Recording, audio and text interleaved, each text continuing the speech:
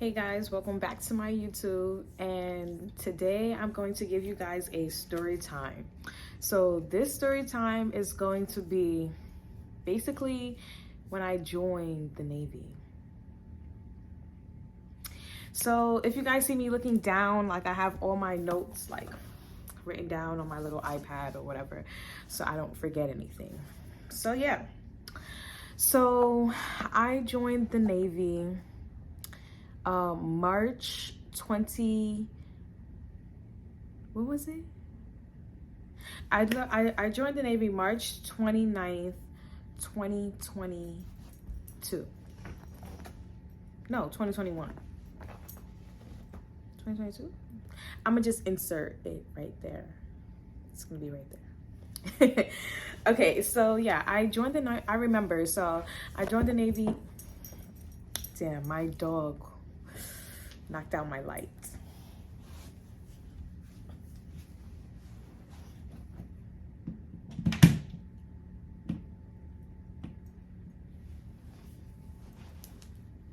And we're back. Okay, so I joined the Navy March 29th, 2021. Yeah, I think it was 2021. And basically, so basically what happened was I went to my recruiter's office. My parents actually came with me. It was my parents, my sisters, and that was pretty much it. So like they dropped me off at my recruiter's office, and then the recruiter actually drove me to MEPS. So I joined from New York, and they drove me to the MEPS that's in Brooklyn. So he drove me all the way to the MEPS, and then when I got there, oh my gosh, that's when the waiting game starts. The waiting game is ridiculous. Like, hurry up and wait. Yeah, because you're gonna be hurrying up and then waiting. So basically that night, I did not, like, yo, people really be coming with like bags and everything. Like, you're wild. Like, yo, when he dropped me off, it was like I think it was early. No, it wasn't early morning. I don't remember what time it was, to be honest. Like, they dropped me off at whatever time it was. So like when you get to the MEPS, you're like standing in a long ass line trying to get into the MEPS. Sorry guys, my dog, she's being nosy. But yeah, so they drop you off and you're standing outside of the MEPS in a long ass line. Why were there people with suitcases? Suitcases. Like, what? Not no carry-on suitcases, like luggage. Where they thought they was going, I do not know. It's beyond me. But suitcases, guys. Yes, suitcases. So honestly, me, I think I still have a picture, and if I do, I will insert it right there. But I think I have a picture of like my last little picture that I took before like I got sent off to Chicago. So so yeah, back to the story. Okay, sorry guys, I get, you know, sidetracked. Y'all know how I get. So yeah, people with suitcase. So I only had a book bag. Yes, I had a little backpack, and in that backpack I had a night's worth of clothes. But honestly, I put the same, like I just put a pair of panties and a bra and like stuff to wash my ass in the morning and stuff like that.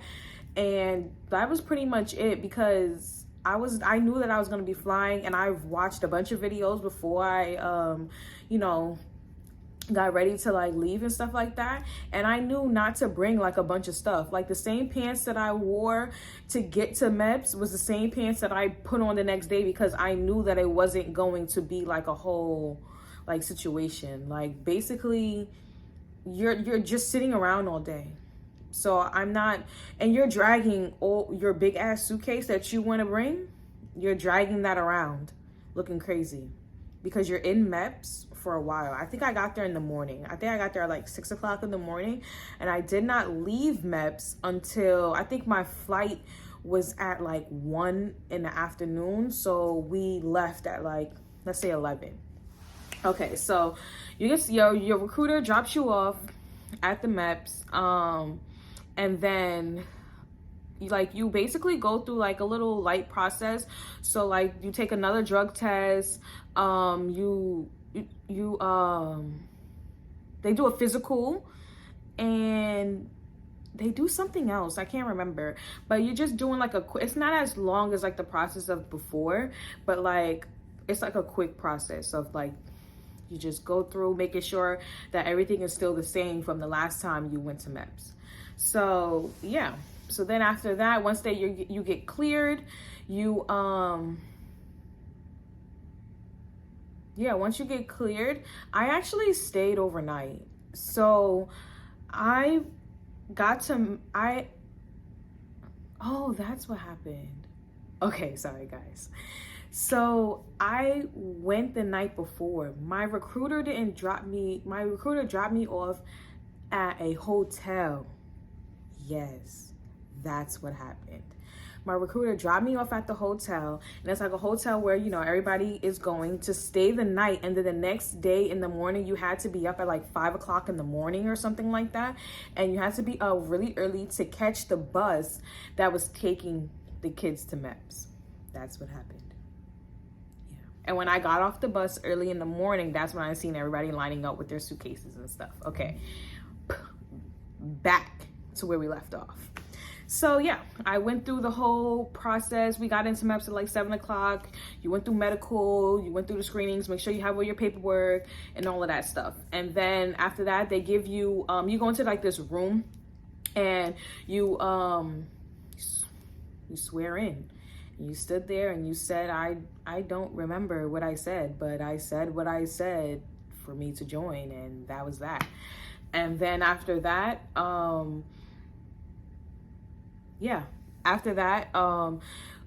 we go into the next room, and now you're like basically like joined now, and they give you your plane ticket. And it was like everybody like in MEPS, like it wasn't just like the Navy, it was the Navy, the Coast Guard. There was the Coast Guard, the Army, the Marines, and the Air Force. So we are all there. And we went to the room and we got our tickets for where we're gonna go. So basically, honestly, I remember like my friend that I still friends with today, like we joined from the same MEPS. We ended up in the same division in boot camp, and then we ended up in Virginia together too. So, you know, that person that you're sitting next to in MEPS might be the same person you're with for the whole ride. But yeah, so after that, you got on another bus, and when you get to the MEPS, they like, you got to put your phone away. So like now, like after, when I get my phone back, when I'm about to go to my flight, I flew out of I flew out of LaGuardia. And when I was there, I basically, like when I on the bus ride there, I was just texting my parents and stuff, telling them like, you know, I'm on my way there to the airport, whatever, right? So then when I finally get to the airport, it was like a group of people, like a lot of people actually have never flown before. But, you know, I've flown before, so I wasn't like really nervous about that. I knew what to do when I got to the airport and all of that. So there was like, you know, once you get there, you kind of like stick with your group that you like seen. So I stuck with my little group of people, and honestly, you all have the same ticket, going the same thing, get on the same flight, going to the same place, so you might as well stick together. So basically, like my ticket, it was like the girl that I was actually got close to or whatever for that little bus ride and like the time in MEPS and stuff like that. We ended up actually sitting next to each other on the plane too, because the girl that was actually sitting next to her was going to Chicago with us, so we just switched seats, and then we was just talking and stuff the whole ride there. Now, once you get off that plane,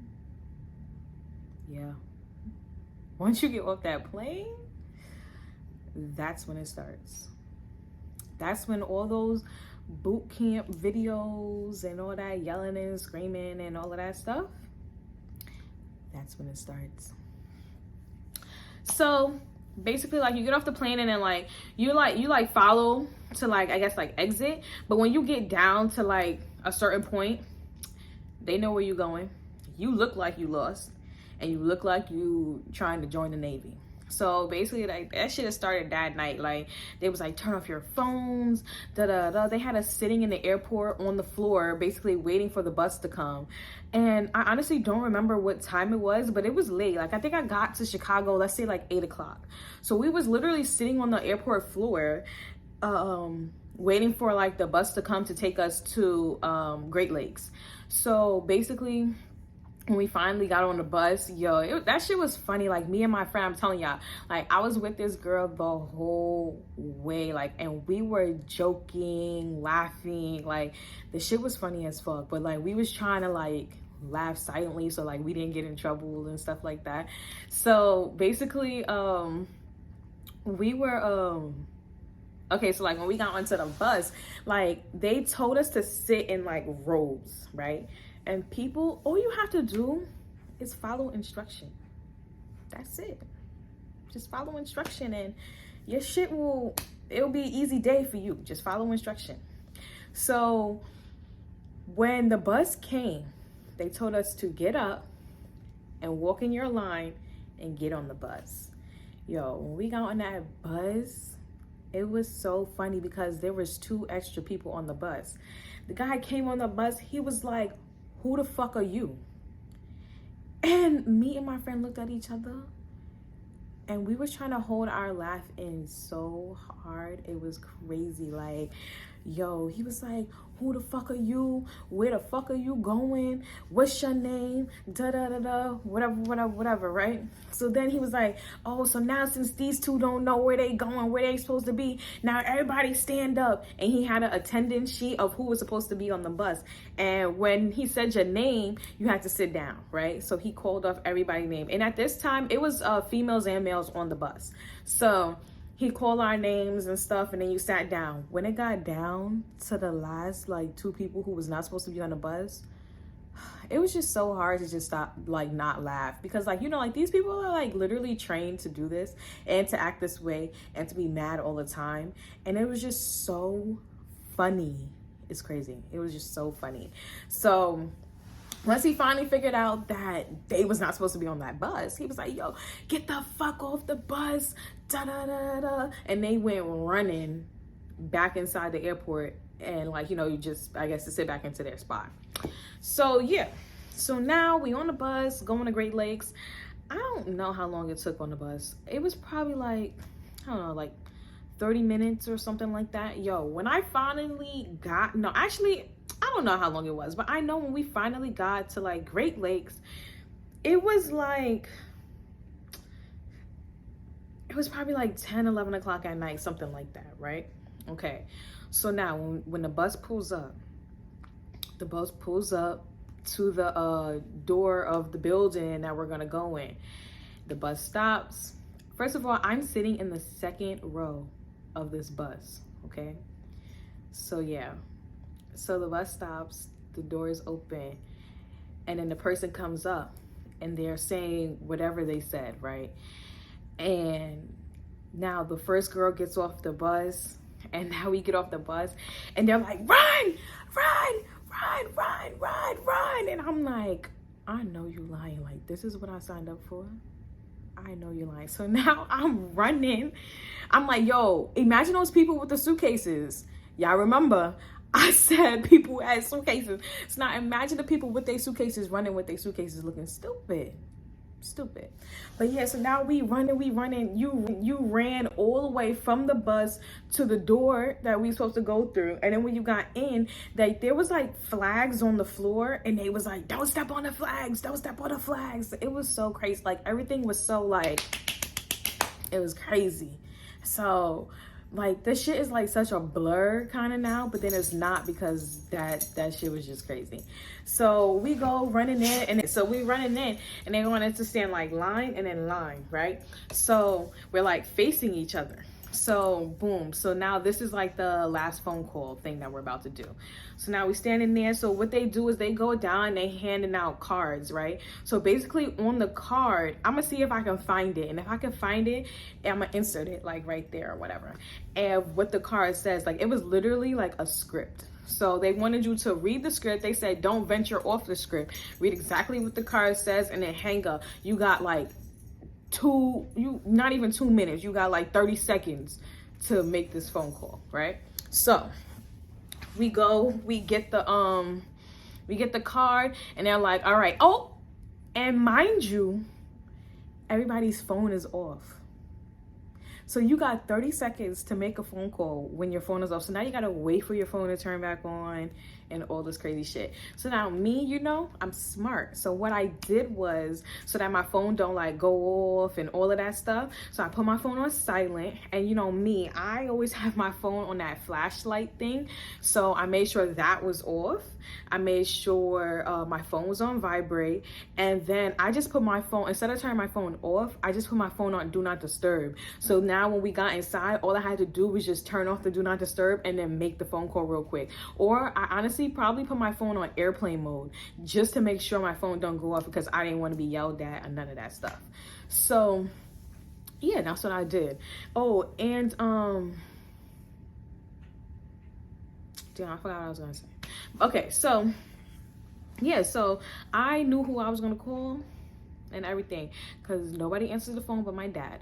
So I called my father, and I called him. I read the script to him, and I knew he was gonna be at work. So I read the script to him, and then I'm just like, hello, do you hear me? And he was just like, yeah, I hear you. Da da da. He didn't really say nothing at all, but like, okay. And then I was just like, all right. And then I hung up, because like he knew the shit was a script or whatever. So then I hung up or whatever. And then you had to turn your phones off. And then that's when we then got into like, because at that point we were like kind of mixed. So then we got into a female line and a male line. And then that's when they took us off to get uniform and start the whole process of being processed into Great Lakes. So after that, I remember we went into a room. That's when you know, you still had your regular stuff. So like we went into a room, and basically we were changing out of the clothes that we had worn there, and we put on sweatpants. So we had on the blue sweatpants with the sweatshirt and a yellow shirt. I don't even think we were able to put the sweatshirts on yet, actually. But either way, so they had issued us panties, yes, bras, yes, and I honestly don't even think they asked you your size. They just gave you stuff and like, yeah, this is your size. Yeah. So I remember like, so like you walk into the room of where you're about to change into your neck, like your uniform now or whatever, of your sweatpants uniform, and there was like boxes in front of us. Oh, and guys, remember I joined during quarantine too. I mean, yeah, I joined during COVID. Sorry, I joined during COVID. So yeah, we walk into the room and stuff, and there was like boxes in front of us. So this is where we were supposed to put our stuff. It was like small boxes. I'm gonna see if I can find a picture, and if I can, I'm gonna insert it right here somewhere. But yeah, so there were boxes there, and basically I'm not even like, people say that you can't bring nothing, whatever. I believe they gave us a book bag, and we were putting our stuff into the book bag, but that was just to like, no, they gave us our sea bag. Yeah, they gave us our sea bag, and we was just like, whatever we wanted to keep or whatever, we just put it into the sea bag. And they also gave us these like baggies or whatever, and we like, you can put stuff in the baggie. So I would advise everybody to go with a address book with everybody's that you want to talk to, with their address and their phone number, because at some point you do get phone calls. And I think you make your first phone call maybe after like a month, maybe a month and a half of you being there. So definitely want to have those numbers if you don't remember them, because they do allow you to bring your phone book with you when you go make the phone call. But so yeah, so we had the boxes in front of us. You put all the stuff, like you literally strip down naked, like naked, because they're giving you panties, they're giving you bras, they're giving you socks. So every single piece of item that you have on your person, you take it off and you put it in that box, and you're not going to see it until boot camp is over. So I remember the lady was like, oh, everybody, where's your phones? But she was making it like, the way that she said it, it was just so like making it seem like we was gonna be able to keep it, right? She was like, where your phone? And then we got our phones, and then she was like, okay, take your phone and hold it up in the air. So now everybody got their phone, and they're like this, up in the air with their phone. And then she was like, now repeat after me. And now we're repeating after her. And then she's like, na na na na, na na na na, hey hey hey, goodbye. Now put your phone in the box. And gotcha, bitch. Like I couldn't believe she made us do that. But yeah, she made us do that. So after that, we did that, and then, sorry, my tablet locked after I tried to do that. Okay, so now after that, so once we do that, then we actually we went to, like, we got drug tested again. I didn't understand that, like, you know, before we got to MEPS, we were drug tested, and then once we got to Great Lakes, we got drug tested again. So yeah, it was just whatever, and it's just so hard to pee in front of somebody. So I would just advise y'all, like, for me personally, like, I cannot pee unless I'm like about to explode. So I would just say, like, on the bus right there, even while we was on the bus, the guy, like, they gave us water or whatever, and the guy was like drink the water, because when you get there, you're gonna have to pee, and you gonna pee because you're not going nowhere until you're gonna pee, and then they're gonna start yelling at you. All right. So then they're gonna start yelling at you if you don't pee and stuff like that.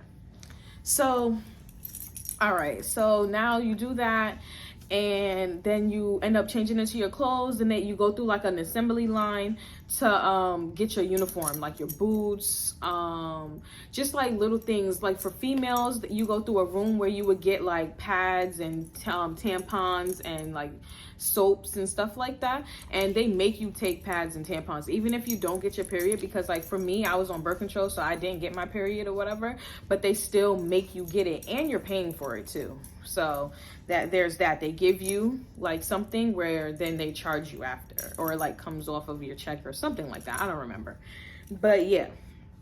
So after that, then we ended up sitting around for a little bit, and then for me, like I said, Stormy, come on, can you sit? Like, you're doing too much. I'm trying to record this video.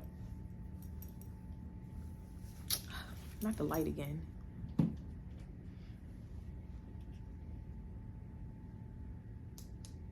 Okay, we're back. So after that, then remember I said I joined during COVID. So we got back onto the bus, and then they drove us to Fort McCoy, which was like an army base. It was it's a army base that was in like Wyoming or something, like I don't know where it was, but it was somewhere. It was like 3 hours away, and we got there at like 3-4 o'clock in the morning. And when we got there, they were yelling at us too. Everybody's yelling, okay? Just remember, like, everybody's just gonna be yelling. So we got there like 3-4 o'clock in the morning. Everybody was yelling, and Stormy, just sit. Gosh. Sorry. Okay, so we got there like 3-4 o'clock in the morning, and when we got off the bus, like before we got onto the bus, you just like got on and you put your stuff underneath the bus. So now when we're getting off, everybody's stuff is like all like mixed together. So now we're basically like, then when you get off, they just want us to stand in the line and stuff, and then they're calling out your name. And then when they call your name, you go, you get your bag, and then you go to another line, and then that line was then gonna go to where they was keeping us for 2 weeks. Yes, 2 weeks. We stayed at Fort McCoy, and it was like, it was raining, it was cold. I was there, it was March, because remember I left to stay one night at a hotel March 29th. So I really joined March 30th, because then I went the next day to MEPS, March 30th. Then now this is now March, basically like 31st, because it's like 3-4 o'clock in the morning now. March 31st, that now I'm at Fort McCoy trying to, get my life together, I guess. I don't know. But yeah, so then we ended up, we go to like where they were keeping us or whatever, and then they was just like, go to sleep. And we literally only slept for like 2 hours or something like that. So like that whole time at Fort McCoy was just horrible. Like they did not let you do anything. Like we weren't doing anything. It was just a lot of just sitting around. We were just literally quarantining. And a lot of people were like, actually did end up having COVID, and did like try to like, I remember like in my division like that I was in, and for quarantine, like some girl really tried to like kill herself. And like this stuff is real. Like if you want to join, you got to have the right mindset, and you got to join for the right reasons, because you don't know what you're going to see once you actually get out there. But yeah, so we was there for like 2 weeks, and honestly, when I was there, just to like keep my mind right and stuff, I would like pre-stage my letters. So I would write to my sisters, and I would write to my cousin, and I would be writing to my parents and stuff. And just like the time that I was in quarantine, like I would date it for the date that I was in quarantine and stuff, and I would just tell them that, like, write what's happening at that moment and stuff. Yeah, I'm in quarantine right now, we not doing nothing. Oh, we did this today. Oh, we did that today. Yeah. And by the time we got back to boot camp, like where we were actually, like the whole boot camp experience actually starts, by the time we got back there, and they let us send the letters, I already just had those letters already made up, and I just put the stamp on them and sent them out, probably with some new letters at that point. But yeah, I basically made like a everyday diary kind of thing, just to, yeah, just write what happened and stuff like that. I might still have it somewhere, because I was like jotting down like, oh, today we did this, today we did that, stuff like that. And yeah, I might make a video where like I do like what to pack in your bag, because they make it seem like you can't bring nothing, but you can't. Whatever you could fit, you can bring it, I'm telling you. Because I like to use a certain feminine wash, and I'm gonna tell y'all I had it too. What I did was, because you know I flew and I only had the backpack, so what I did was I brought a bottle of the feminine wash that I like, and then I brought travel size bottles, and then I poured it into the travel size bottles, and then I actually had enough to last me the time that I was in boot camp. Because the soap they give you, an easy way to put it is, especially the shampoo, it's not your black girl shampoo. So your hair is just gonna get used to it for that time that you're there. But yeah, it's not, yeah, it gets the job done. That's all I gotta say.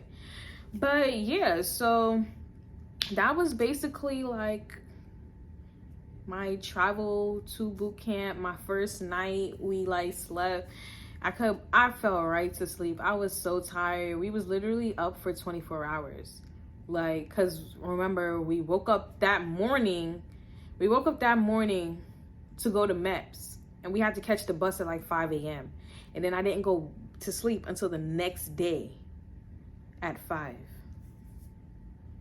or 4 or whatever time it was. But yeah, we were up for like 24 hours, and they do that on purpose too. Cause like, up, went to MEPS, caught a flight, caught a bus, got screamed at, caught another bus, and then went to sleep. So yeah, that's basically my first night at MEPS. And yeah, let me know if you guys want more story times, Navy story times, because I probably have a couple that I can probably think of.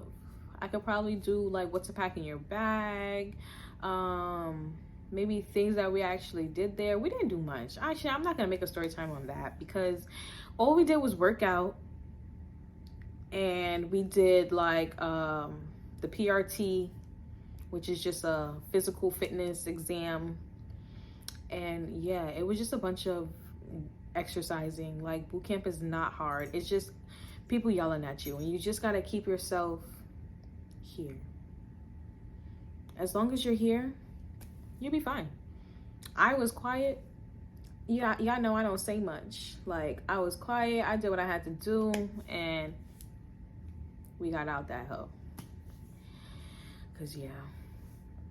But yeah, guys, thank you for watching my YouTube. Ooh, yo, I have to get a new light. It's this part. It's like real loose. It don't fit in it.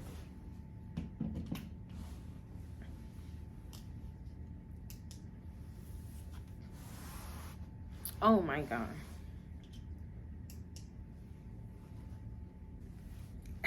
Don't forget to like, comment, and subscribe.